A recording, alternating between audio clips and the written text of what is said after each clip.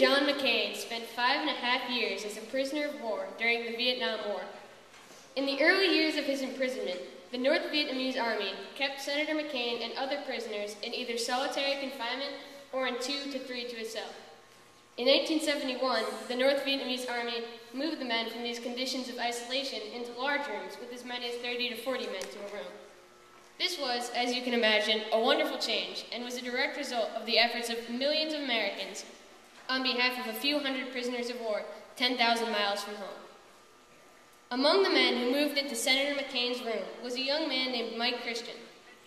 Mike came from a small town near Selma, Alabama. He didn't wear a pair of shoes until he was 13 years old. At 17, he enlisted in the U.S. Navy. He later earned a commission by going to officer training school. Then, he became a naval flight officer and was shot down and captured in 1967. Mike had a keen and deep appreciation for the opportunities this country and our military provide for people who want to work and want to succeed. As part of the change in treatment, the Vietnamese allowed some prisoners to receive packages from home. In some of these packages were handkerchiefs, scarves, and other items of clothing.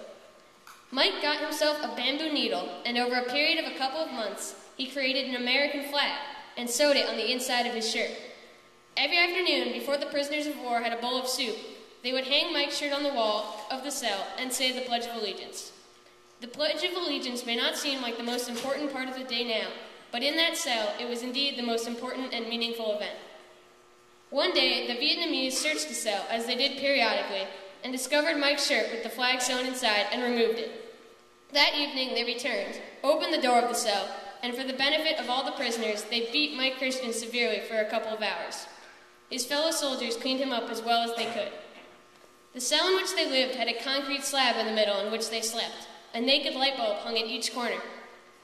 After the excitement died down, Senator McCain looked into the corner of the room, and sitting there, beneath that dim light bulb, was Mike Christian and his bamboo needle, making another American flag. He was not making that flag because it made Mike Christian feel better. He was making that flag because he knew how important it was to the captured soldiers to be able to pledge their allegiance to their flag and their country. So next time you say the Pledge of Allegiance, you must never forget the sacrifices that thousands of Americans have made and the courage they have shown to build our nation and promote freedom around the world.